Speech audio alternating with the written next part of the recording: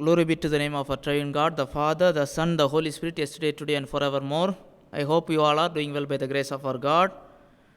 For today's sermon, let us turn our attention to the book of Job, chapter 19. Let me read to you from verses 23 to 26. Oh, that my words were now written, oh, that they were printed in a book, that they were graven with an iron pen and laid in the rock forever. For I know that my Redeemer liveth, and that he shall stand at the latter day upon the earth. And though after my skin worms destroy this body, yet in my flesh shall I see God. This is one of the most important phrases recorded in the book of Job and spoken by Job himself. These words were very important, often quoted from the Bible. Verses 25 and 26. I know that my Redeemer liveth, and that he shall stand at the latter day upon the earth. And though after my skin worms shall destroy this body, yet in my flesh shall I see God. He was reminded of these words again and again, so that he said that they were printed in a book, and also they were written in the rock forever and ever. I want to present this to 4 verses in a 2-part teaching series entitled Engraved in Rock Forever. As you all know, the book of Job is one of the oldest books in the Bible, probably the first book written in the Bible. Even though we did not know the name of the author, most assuredly we believe that Moses himself wrote this book. The events of the book parallels with the patriarchal period. The names of the names are mentioned in the book of Genesis during the patriarchal period matches with this book. Not only that, this book is read by all people, liked by all people. It is treated as a literary classic in literature because of its treatment of one of the most important themes in the world, that is evil and suffering. Why evil and suffering? This book answers the question from a biblical divine perspective. As you all know, Job was an upright man before God. He loved God, he served the Lord, but Satan came to the presence of the Lord one day and accused Job before God. He insisted that only because of God protecting him, Job is serving the Lord. If God is removing the protection boundaries, he will denounce God. So God allowed Satan to persecute Job. As a result of that, Job in a single day lost all his earthly possessions, his children, his health. He lost everything in one day itself. Then the incident moves on, and Job's wife told him to curse God and die. That is one of the most devastating statements a man could ever hear. After that, Job's 3 friends, Eliphaz, Bildad, and Zophar, came to comfort him and to discuss his crushing series of tragedies. They insisted that only because of his sin, God has allowed evil to happen in his life. When you study this book altogether, we can see that Job had mood swings. At one time he curses the day he was born, and at one time he wants to see God and to defend himself. At times he admits the power of sin in his life. Even though Job had ups and downs, and all his friends tried to ridicule him that he might have sinned seriously, Job is in a desperate manner to find an answer. A 4th man, Elihu, a young person, tells Job to humble himself and submit to God's use to purify his life. And finally, God replies to Job, and Job submits him to the sovereignty of God, and God blesses Job in a double-fold manner. This is the summary of this book. I don't want to go into all these things, but I want to insist a phrase recorded in chapter 19, the verse which I had read earlier. My Redeemer lives. Even though Job is in great suffering, he looks for a Redeemer. Therefore I know that my Redeemer liveth, and that he shall stand at the latter day upon the earth. My Redeemer lives. My Redeemer lives. Job had undergone through many hard circumstances and hard trials in his life. He lost his children, he lost all his earthly possessions, he lost his health, he lost the comfort of his wife. His friends, even though they came to support him, console him, but he ended up making him guilty of all these things, not knowing the truth behind the curtain. But in midst of all these things, even though Job had at times mood swings, he trusts in the sovereignty of God and trusts in the redemption of God. I know that my Redeemer liveth. Redemption. This is one of the important themes in the Holy Scripture. Everyone is in need of redemption. Redeemed from what? Redeemed from where? Redeemed from whom? To a person to be redeemed or to be saved, a person must, in the first hand, be in a dire situation. He is in need of salvation. He is in need of a Savior. My Redeemer liveth. All have sinned and fall short of the glory of God, Romans chapter 3 and verse 23. But Christ justified us freely by His grace through the redemption. God has redeemed us. He will redeem us. Even though the first coming of Lord Jesus Christ and His personal work of salvation took place thousands of years after Job lived, Job looks ahead and sees, even though I am afflicted now, I am tormented now, I am not knowing the real reason behind my personal afflictions, but there is a Redeemer. He will redeem me. So, I want to entitle this first talk as Everyone Needs a Redeemer. Everyone needs a Redeemer. When it comes to redemptive program of God, it is actually progressive. When you progress through the pages of Scripture, the more and more you study, the more and more you came to the light on how God is redeeming people. For example, God's redeeming work started in the Garden of Eden itself. When Adam and Eve sinned, God shed the blood of an animal and clothed them so that they could still have a relationship with Him.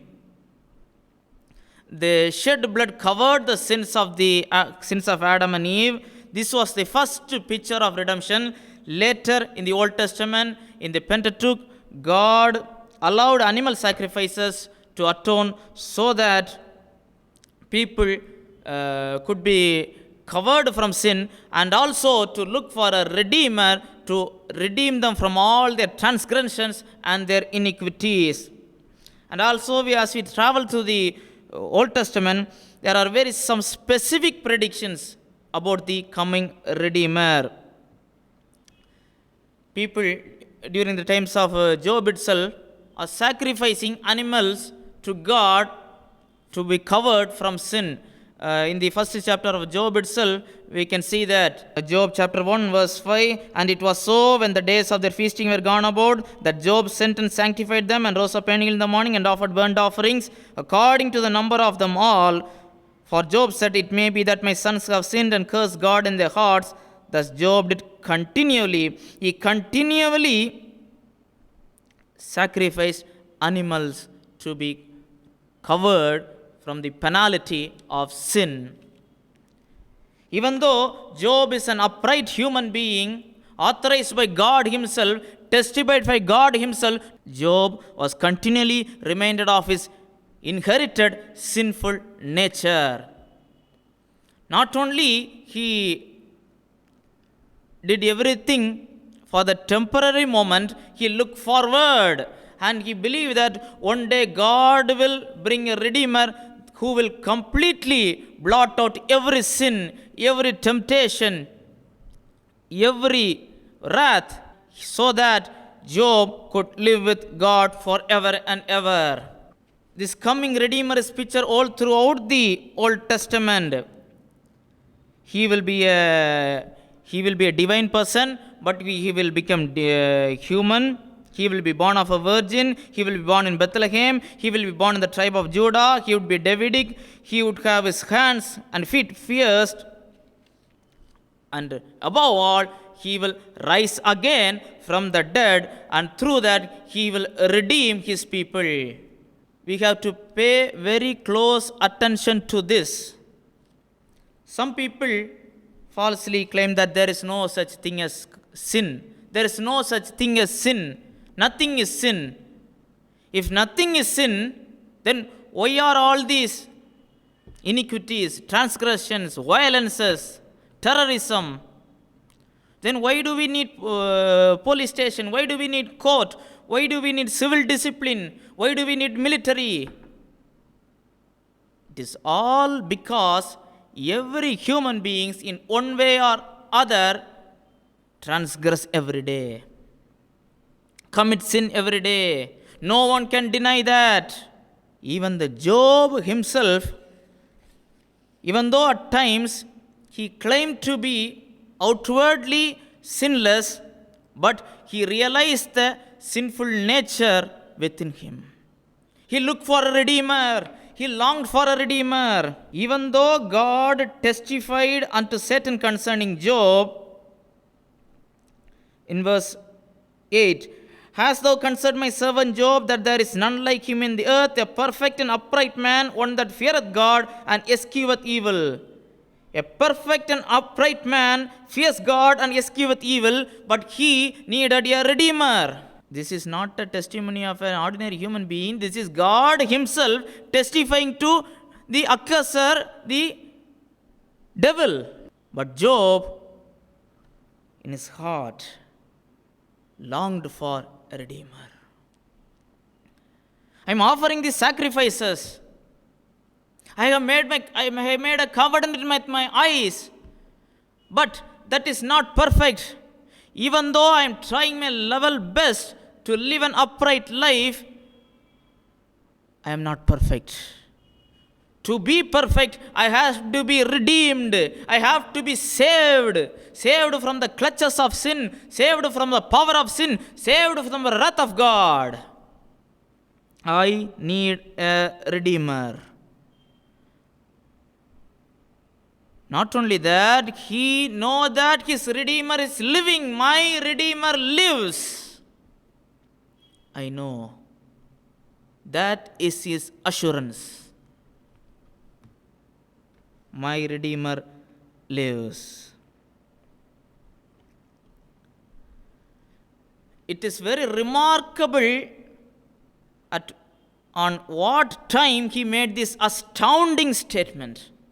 He did not make this statement when he was very rich, when all relatives surrounded him and he was enjoying his life. He made this statement when he became nothing. He lost everything, including his health. In the bottom hours of depression. He hit rock bottom. But there is only one hope. Even though his flesh says, ask God. I want to speak to God. What sin had I committed? From his flesh, he was tempted to ask like this. But in his heart, he made a statement. From the bottom of his heart, he made a statement. There is a Redeemer. He is living. He is watching me. I need him. He will protect me. Very remarkable. He wanted that statement to be engraved in a rock so that it could not be erased. Oh, that my words were now written. Oh, that they were printed in a book. He was going to make an important statement. So first, it has to be printed in a book. They were graven with an iron pen and let in the rock forever, because this is the most important statement I was going to make. Job had made some wrong statements about his life, about God. He cursed the day which he was born. One should not do that. God does not desire a person to curse his birthday. God has a purpose for Job, but Job cursed that day itself. That is not right. But Job wanted one thing to be engraved forever. That is, I am a cursed person. Not that. Alas, I am nothing. Not that. The end. Not that. My Redeemer lives. I know my Redeemer liveth.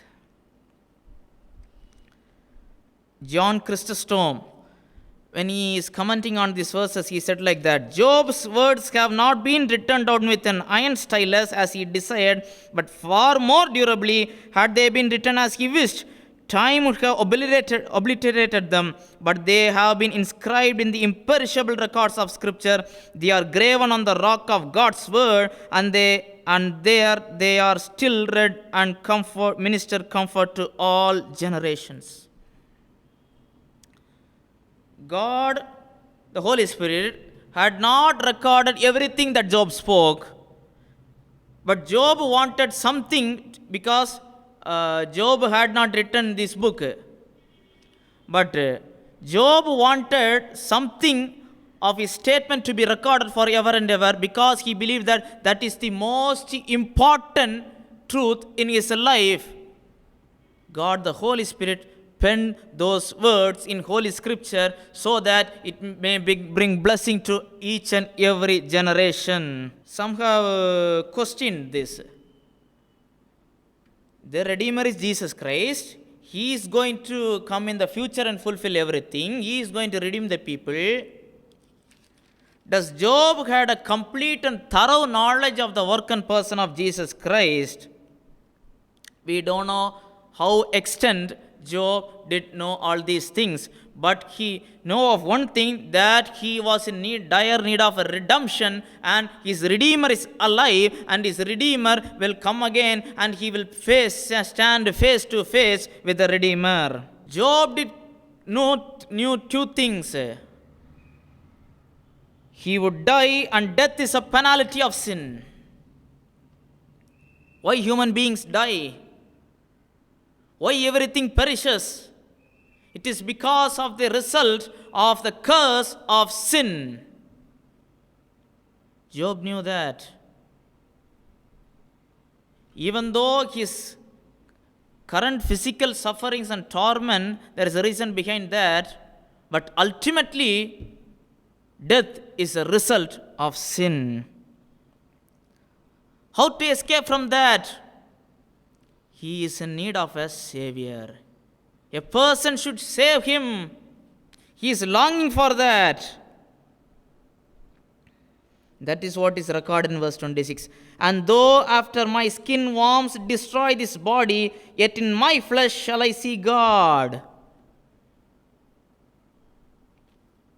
Many people, when reading this book, they only look for solutions from temporal problems, earthly problems. Job was blessed in a double-fold manner. He got everything. He got children. All relatives came back to him, and he lived a happy life until his death.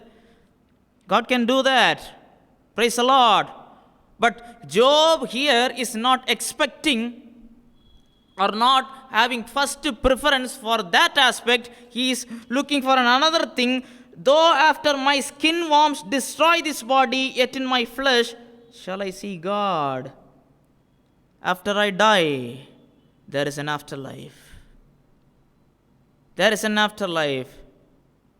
In that afterlife, to see God to face, I have to be a righteous person in all my walks of life. But I fail. So someone has to redeem me. Someone has to save me. Someone has to rescue me from all the clutches of death and evil, and also to resurrect me. If God had not intervened, then Job would eventually die off. Job is going to die. That is what he is expecting. Job is not expecting to be blessed in a double-fold manner. God blessed him. But God gave and God took that back. Praise be to the name of God. That's what he said. But his health is fading. Death is approaching. But one thing he was sure, I know my Redeemer lives. My Redeemer lives. In my flesh shall I see God. My friends accuse me. My friends say, you are a sinner because of your secret sins, this and that are happening. Repent. They are saying all sorts of human philosophies without knowing the real truth. But even though my human body is now in a dire condition, one day I shall see God in my flesh, face to face. When Job is facing death, he placed his personal faith in a personal Redeemer who was a living, resurrected Redeemer. What an astounding statement. Lord Jesus Christ had not came to earth in his first coming. He had not shed his blood. He had not died and rose again. But Job looking ahead in the future, and he was awaiting that precious moment. God is planning something very big. When you read the book of Job, after chapter 2, when you are reading this book, you can only see the group of discussions, round 1, round 2, round 3. Some making complaints, his friends making complaints, and Job responding to their complaints.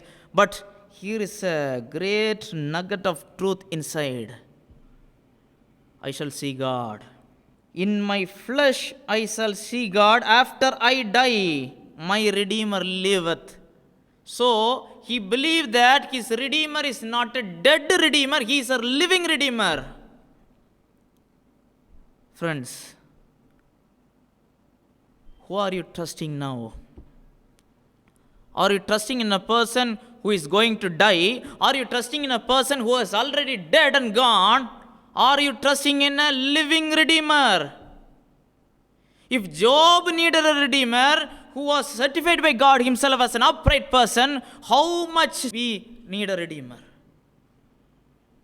We all need a Redeemer. We all need a Savior. By our merit, we cannot achieve anything before God. By our merits and by our wondrous deeds, we cannot be declared righteous. All our human, selfish efforts are filthy rags before God. Isaiah declares, nothing matches the holiness and justice of God. Only thing we can do is we can place our trust in a living and resurrected Savior and Redeemer. The Redeemer in whom Job believed is the same Redeemer in whom we must believe. You know the context. His friends are accusing him. If you do that, God will again bless you. If you turn away from your sins, He will bless you. And they are offering many solutions to bring Job back out of his current situation, current problems. At that time, Job made this astounding statement. He is under a satanic attack. His friend's suggestions won't work. Human philosophies could not save him. The only thing that could redeem him is the work of God. Job said, I am not going to place my trust on my friends. I am not going to place my trust on my wife regarding this matter.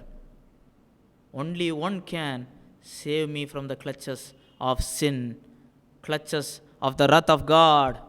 That is the Redeemer. That is the Lord Jesus Christ. No one else. I know that my Redeemer lives. My Redeemer lives. Redeemer. Now the actual word for Redeemer used in the Hebrew text is Goel. The word is applied in two ways in the Hebrew language.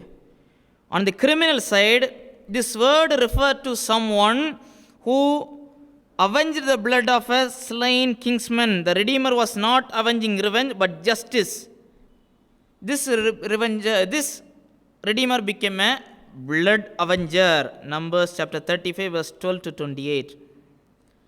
On the other side, that is the civil side, this particular word refers to a relative who come to the rescue of someone as a legal help and protector. Job is referring to this Redeemer.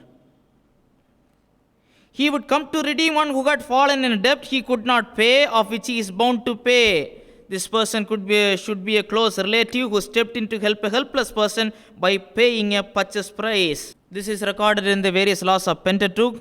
The kinsman redeemer has the responsibility to act on behalf of a relative who was in trouble, danger, or in need. He redeems property or person. He saves people. He saves from their debt. He saves their property. The classic example is the book of Ruth. Boaz, the kinsman redeemer, redeemed Ruth and gave her a new life. She was a Moabitess. Her life was gone. Her husband died. But because Boaz had the authority of a kinsman redeemer, he could redeem Ruth. Ruth went forward to him and asked him, redeem me. Boaz redeemed Ruth, and she became a blessing for many. Yahweh, the true God, is also spoken in the Bible as a redeemer and protector and vindicated people. He is both a father and deliverer. Exodus chapter 22. In many Old Testament phrases, Psalm 82:4, Daniel 6:27, Jeremiah 20:13 speaks of God delivering or redeeming people. He is the preserver of the sheep of Israel, Ezekiel chapter 34. In the New Testament, Christ is the kinsman redeemer because he is our brother. He is our relative. He became a human being. He saved us because he is our brother. Only a close relative could redeem people. To redeem us, Christ came as a human being. He paid the purchase price and he redeemed us. He freed from our slave market of sin. He broke every curse from us. He blessed us. Kinsman redeemer.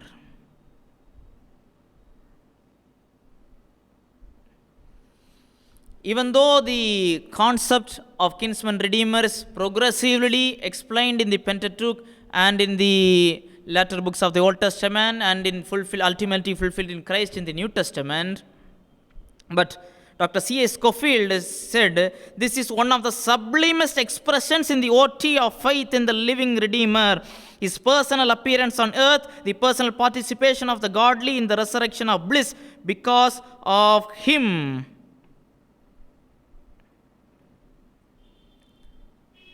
Job looked for a personal Redeemer. On a civil side, Job had protection because he believed in a Redeemer. Even though no one is in the side of me, everyone accuses me. You might have sinned, you are lost, you are a wretched man. No one was there to console him. The soulmate which God had given to Job himself, she cursed Job. But Job had only one hope. There is one Redeemer who can save me out of this situation, out of these evil problems, and out of these clutches of evil. And ultimately, he will give me a resurrection body, and I shall see God in my flesh.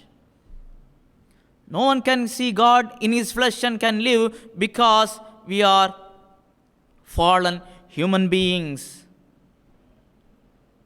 But in our resurrection, we can see God.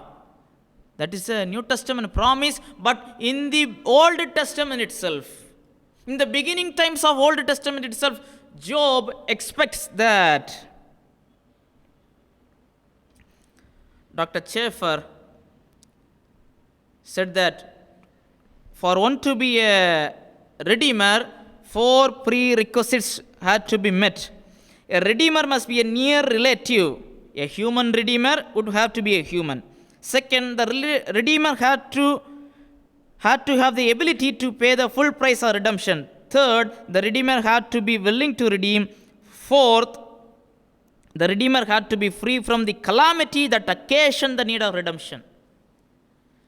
There were 4 prerequisites to be met for a person to be qualified as a kinsman Redeemer. First, he must be a near relative. Now, when we jump into the New Testament, we can learn that all humans need a Redeemer because we all are sinners under the condemnation and wrath of God. Who is in need of a Savior? Each and every human being, because each and every human being commits sin. Born in sin, committing sin, and dying in sin. They had to be rescued, or else they would end up in the eternal damnation of hell. Romans chapter 7 and 14 tells us, for we know that the law is spiritual, but I am carnal, sold under sin. The greatest apostle. The law is spiritual, law is correct, the law of God is perfect, but I am sold under sin as a slave. I am slave to sin. This is not only the testimony of Paul, this is the testimony of every human being. That is what is recorded in Romans chapter 3 and verse 23. For all have sinned and come short of the glory of God. Come short, failed. All have sinned. Ephesians chapter 2 and verse 2. Wherein time past ye walked according to the course of this world, according to the prince of the power of the air, the spirit now worketh in the children of disobedience. You are now saved. The believers in Ephesus are saved, but in the past, ye all walked according to the course of this world, according to the prince of the power of the air. So, everyone needs a Savior. Each and every human being needs a Savior. Second thing is, the redemptive price to save sinners is the same for all. The shedding of blood which the proper redemptive substitute could pay. A price has to be paid. Exchange has to be made for redemption. A sinful human being cannot save a sinful human being because he himself is in a bondage. I cannot save others because I, in the first hand itself, was a sinner. So, no earthly human being could save another human being because all are sinners. All are bound. All are chained. How could someone save other? If some earthly human being made that promise or is making that promise, that is a false promise, that is a false assurance, that is a lie, that is a deception. But only one could do that. The Redeemer had the ability to pay the full price of redemption. Only Lord Jesus Christ qualified for that, because touching his divine nature, he is fully God in all respects, and touching his human nature, he is fully human, but without sinful nature. He was tempted in all aspects, yet without sin. The only human being who stepped foot in this earth and lived a sinless life was none other than the Lord Jesus Christ. So, he is the only person to be qualified to rescue others from sin. He did that. In the Old Testament, the sins of people were covered by the blood of animals that could not cleanse them, but a temporary solution. They all looked for a coming Redeemer. Job was making sacrifices, but ultimately he was looking for a Redeemer. Hebrews chapter 9 verse 27 and 28, as it is appointed unto men once to die, but after this the judgment. So Christ was once offered to bear the sins of many, and unto them that look for him shall he appear the second time without sin unto salvation. First, appointed for men once to die, after judgment. After that death comes the judgment. Death is not the end. So Christ was once offered to bear the sins of many. Christ was offered to bear the sins of many, to rescue us, to redeem us. Third thing is, once the redemptive price has been paid, the emancipated sinner never returns again to the point of needing redemption. If a person was once saved, once redeemed, he was redeemed totally. There was not a partial redemption. There was no 50-50, no 25-75, or no 99:1, 100%. John chapter 10 and verse 28. And I give unto them eternal life, and they shall never perish, neither shall any man pluck them out of my hand. I give unto them eternal life. I will redeem them. I will rescue them. I will save them, and they will never perish. That is what Job is longing. And though after my skin worms destroy this body, yet in my flesh shall I see God. Even though I die, the worms destroy my body, the worms destroy everyone's body, but in my flesh I shall see God, because I have been promised eternal life. The Lord will give that. The death is not the end. Job expected that. And finally, those who have been redeemed are not even bound as slaves to the Redeemer, they are set free. Even though we are not now bond servants, co-workers in Christ, we are set free. God has now set us free, delivered us from all our clutches, iniquities. We are no longer slave to sin, no longer slave to Satan. Not even God treats us as slaves. When we trust in the finished work and the redeeming work, Lord Jesus Christ, we became the child of God. What an amazing blessing this is. We are now looking back and enjoying all the benefits, but Job is looking forward to that. He had exercised more faith in that, even though he had not seen everything, but in his heart, in midst of his weeping and crying and in his excruciating pain, the Holy Spirit illuminated him to see the riches of Christ, what Christ has done and will do in the future. Are you trusting Lord Jesus Christ? The only man certified by God himself as an upright human being was Job. But he was in a dire need of a living, resurrected, saving God. What about you and me? Have you placed your faith in the finished work of Lord Jesus Christ? Have you believed that you are a sinner in the first place? And the wrath of God is abiding on your head? Have you responded to the work of the Holy Spirit? The Holy Spirit convicts of world of sin, righteousness and judgment. The God, the Holy Spirit is doing this all throughout this age. Have you responded to that call? Have you repented?